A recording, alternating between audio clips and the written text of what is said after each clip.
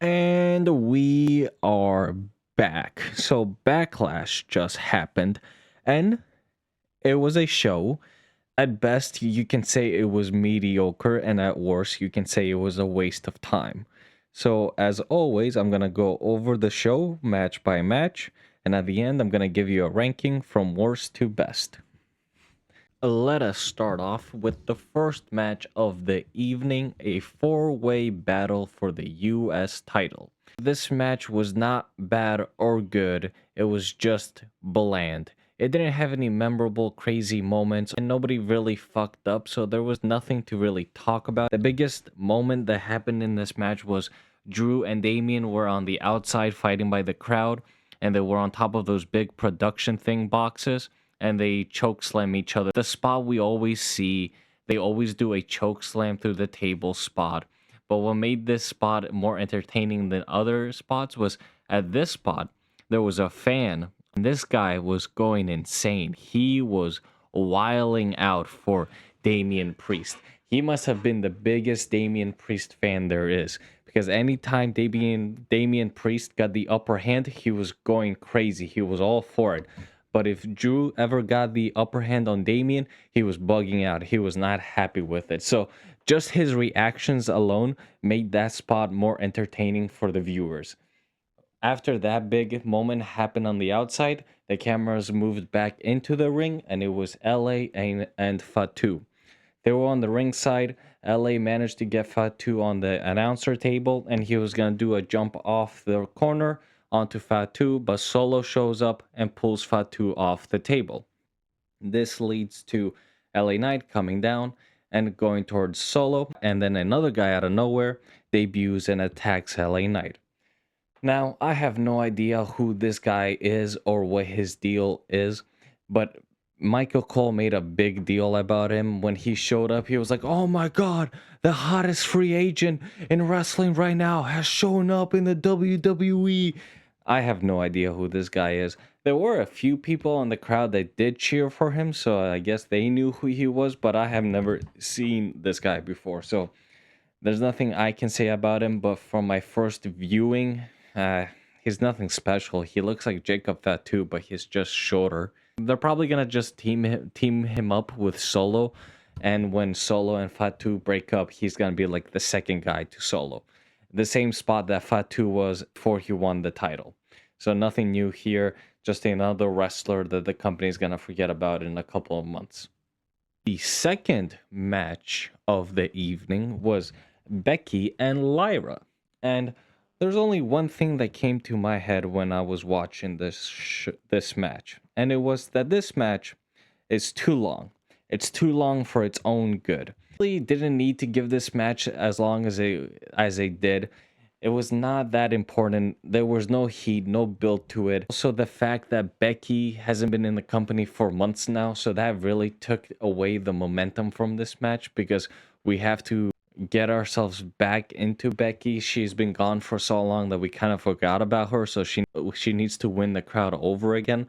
So throwing her in the match right now against Lyra, somebody having a really hard time connecting with the crowd and getting over, it just made this match stone cold with the crowd. Nobody was into it.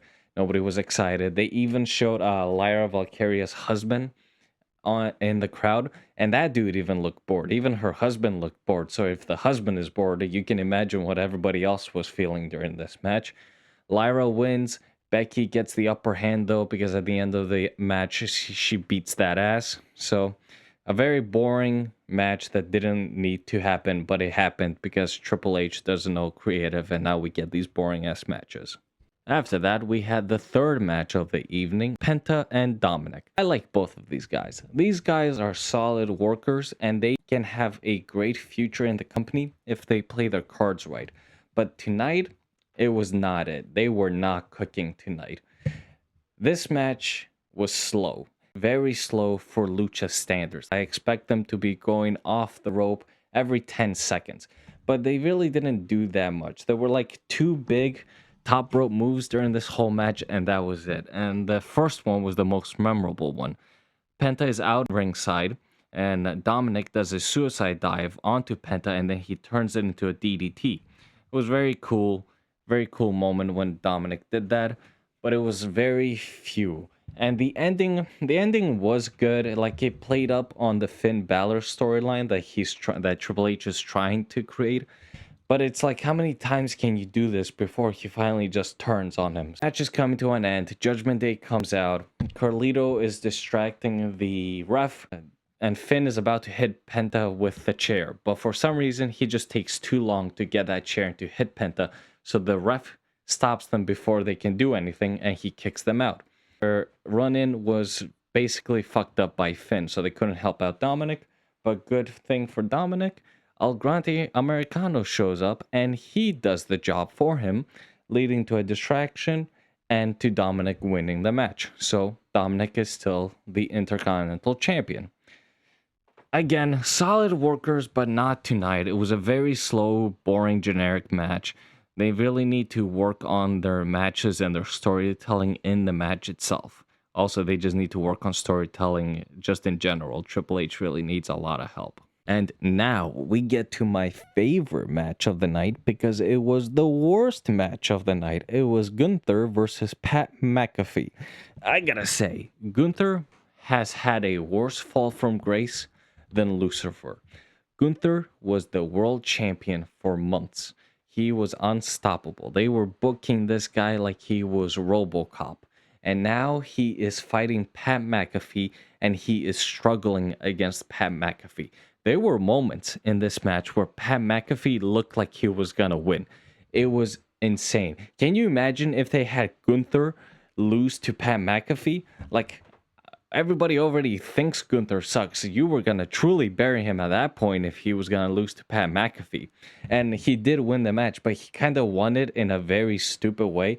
Like he puts Pat McAfee in the sleeper, but Pat McAfee just doesn't tap out. He'd rather just sit there and suffer and pass out like that than to tap out, which made Gunther look weak and his hold weak if Pat McAfee can withstand it. It is the main event. John Cena versus Randy Orton for the WWE title. And what do you really want me to say about this match? You know it was going to be good, and it was good. Was it the best match these guys had? No, they had better matches before, but this was a solid, good match between these two. No surprise there, Randy Orton and John Cena could carry any match to a good match. What I didn't like about this match is like WWE is doing too much gimmick endings. They're putting too many run-ins, too many ref bumps, and there were 2 ref bumps. There was security or like suits coming out. Then Randy Orton hits everybody with RKOs, and then he's about to punt kick John Cena in the corner, but then R-Truth shows up out of nowhere and stops him for no reason. Why was Truth there? So Truth gets RKO'd. And then John Cena comes back, hits him in the nuts, AA title shot.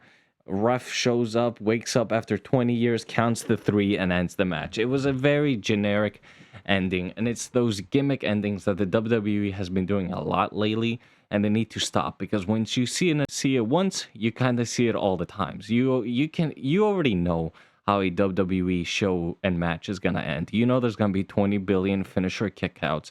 There's going to be 20 billion ref bumps, and like 5 people are going to get involved in it. It's annoying, it's generic, and it's boring. They can't keep doing it over and over again because it's going to lose its magic. So they really need to slow down and just have a match end normally these days. Let me get into the ratings. The worst match of the night, definitely Gunther versus Pat. After that, it was Becky and Lyra. Then it was Penta and Dominic. Then it was the 4-way battle for the US title. And then the best match of the night was Cena and Orton. No surprise there. But while I got you here, this show really points out something else that is wrong with this company. And that is that creative is lacking. This show was 2 hours and 44 minutes. It was one of the shortest pay-per-views we've had in a really long time. And it did not even feel like a pay-per-view. The arena was exactly the same, and the stage was exactly the same to Monday Night Raw.